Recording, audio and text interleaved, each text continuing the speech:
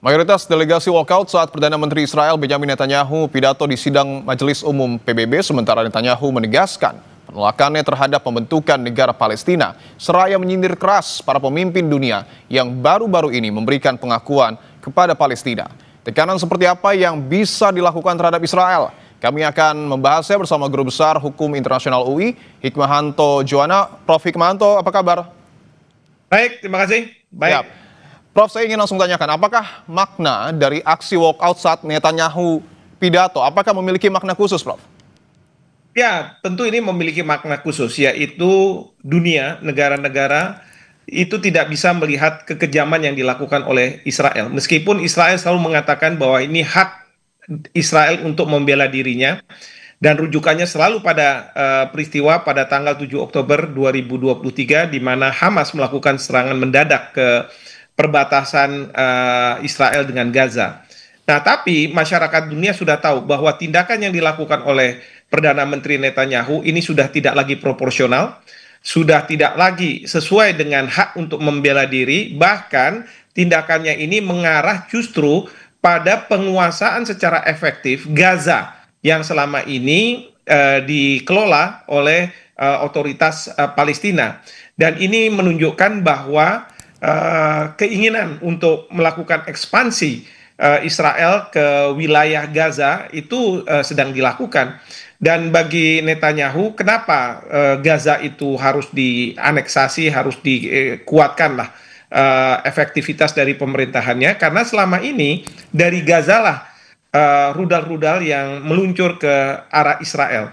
Jadi dengan dikuasainya secara efektif Gaza, harapannya adalah Israel akan menafikan serangan-serangan dari Gaza. Nah, tapi caranya adalah membunuh sampai dengan puluhan ribu. Bapak Presiden dalam pidatonya mengatakan seperti itu, walaupun tidak menyebut Israel, tapi kan sudah sampai puluhan ribu. Dan Bapak Presiden memang tidak menyampaikan bahwa ini dugaan genosida, tapi disebutnya sebagai bencana kemanusiaan, ya, human catastrophe. Itu ada dasarnya karena belum ada putusan pengadilan yang mengatakan bahwa ini sudah merupakan tindakan genosida. Nah, oleh karena itu dunia, negara-negara Timur Tengah, non-blok itu semua pada keluar.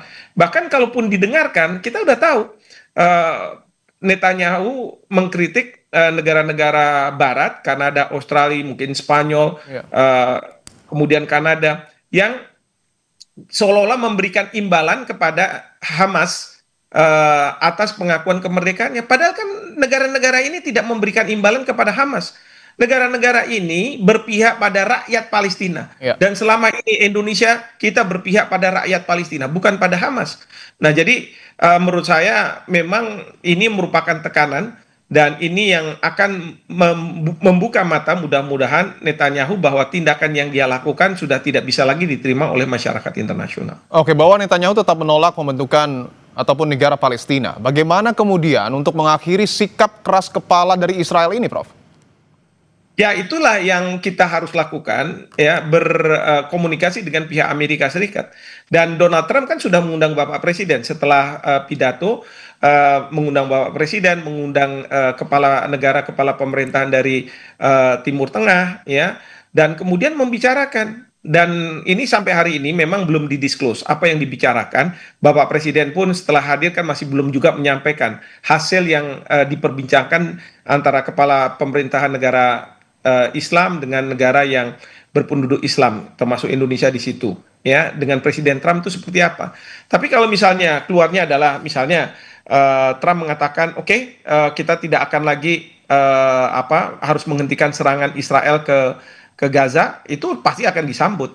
Nah, tapi kan kompensasinya apa, ya? Pertama adalah apakah Palestina akan dimerdekakan oleh Israel. Karena kalau sekarang ada pengakuan dari negara-negara Barat, itu tidak berarti bahwa serangan itu tidak akan terjadi lagi dari Israel ke Gaza. Contohkan aja kita sudah dapat pengakuan nih setelah proklamasi kemerdekaan. Kita sudah dapat pengakuan dari Mesir dan lain sebagainya. Apakah Belanda kemudian menghentikan serangan ke kita? Enggak. Baru tahun 47 ketika Belanda menyerahkan kedaulatan kepada kita, barulah kemudian serangan-serangan itu sudah tidak ada lagi. Nah, demikian juga dengan Israel. Jadi kalau misalnya negara-negara 157 negara sudah mengakui, Ya, kalau dia masih di sana, ya dia bisa melakukan serangan. Nah, ini yang harus dibicarakan. Yang kedua, yang ketiga adalah Israel itu, kenapa dia mau menguasai Gaza? Kenapa dia nggak mau memerdekakan Palestina? Karena dia selalu khawatir bahwa dari Gaza akan ada serangan-serangan. Tidak sebagai negara aja kita dapat serangan, apalagi sebagai negara. Nah, oleh karena itu, di sini Bapak Presiden sudah dalam pidatonya mengatakan bahwa yang menjamin adalah masyarakat internasional. Dan kalau nanti PBB akan memandatkan, menurunkan peacekeeping operation untuk memastikan bahwa tidak ada lagi serangan, Indonesia bersedia untuk menurunkan 20.000 atau lebih orang, ya, prajurit kita untuk ada di sana, seperti itu. Bagaimana teknis yang sebenarnya harus dilakukan oleh negara-negara untuk memastikan bahwa tidak ada lagi serangan dari Israel ke Palestina? Meskipun bahwa sudah ada 157 negara yang mendukung Palestina, termasuk juga hampir seluruh anggota Dewan Keamanan PBB, Prof. Hikmahanto. Ya, ini untuk memastikan, pertama harus ada gencatan senjata yang disetujui oleh pihak Israel dan kemudian juga oleh pihak Hamas Palestina dan dalamnya juga tentu Hamas. Ya, itu harus ada persetujuan seperti itu.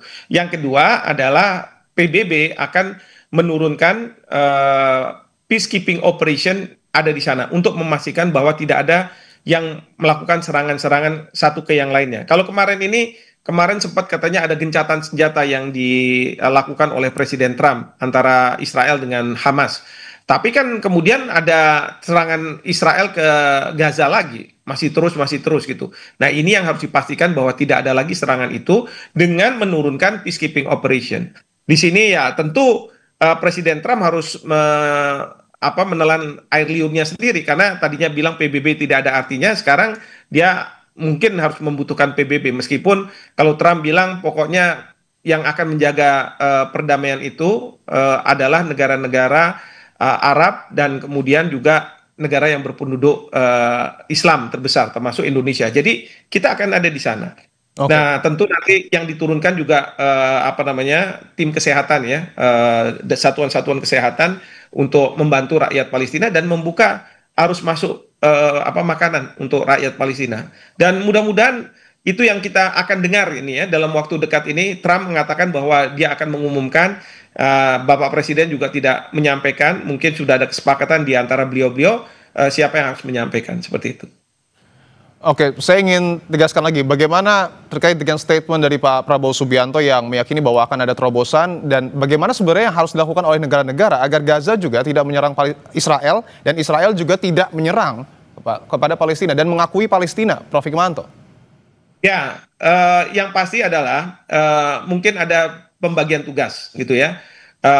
Harus ada yang bicara dengan pihak Hamas bahwa jangan kemudian mereka melakukan serangan, mereka harus membebaskan sandera, dan kemudian harus ada yang bicara dengan pihak Israel.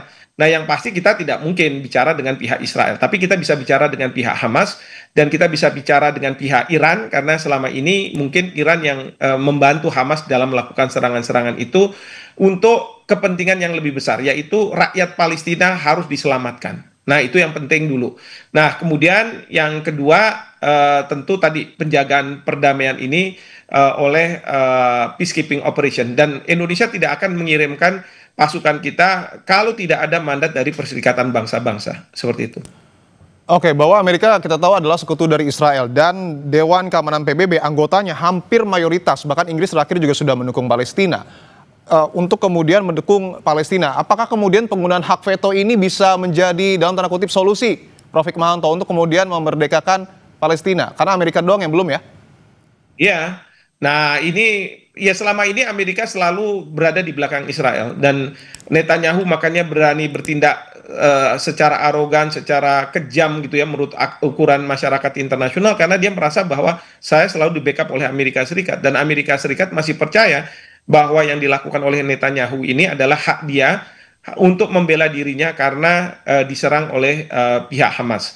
Nah, jadi kalau nanti Amerika Serikat sudah bergeser, nah sekarang ini kelihatannya Trump sudah juga bergeser posisinya dan kemudian tidak lagi mendukung 100% tindakan dari Netanyahu, bahkan sebaliknya dia minta kepada Netanyahu untuk menghentikan serangan, maka hak veto itu tidak akan keluar kalau misalnya ada resolusi yang akan memandatkan pasukan perdamaian PBB di antara Gaza dengan perbatasan Israel.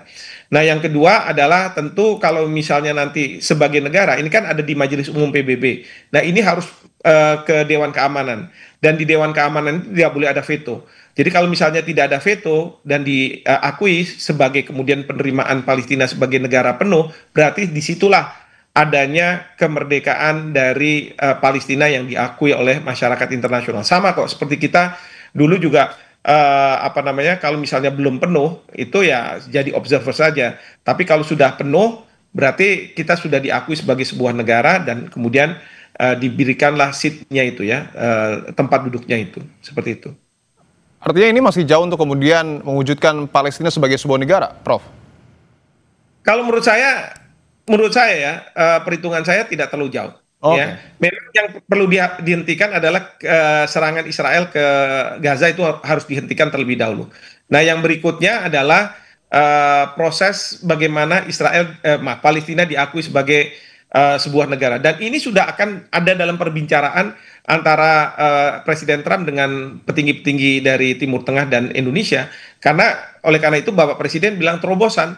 Ya, saya nggak bisa lain menduga terobosan itu adalah ya ada pengakuan itu. Tapi dengan catatan masyarakat internasional harus menjamin bahwa tidak akan ada serangan dari Palestina ke Israel kalau nantinya Palestina menjadi merdeka. Dan sekarang yang saya dengar Presiden Abbas juga sudah mengatakan bahwa kalau nanti ada perdamaian itu ada negara negara Palestina, maka tidak ada Hamas di situ. Karena dia juga perlu menjamin bahwa Hamas tidak ikut ada di situ gitu. Oke, tentu yang kita dukung adalah perdamaian dunia dan kondisi di Gaza dapat dikatakan peperangannya berakhir. Terima kasih untuk Guru Besar Hukum. Yang kita dukung adalah Palestinanya, bukan Hamasnya ya. Itu Siap, yang kita dukung adalah Palestina. Terima kasih Guru Besar Hukum Internasional UI, Prof. Hikmahanto Joana telah bergabung di Kompas Petang. Terima kasih.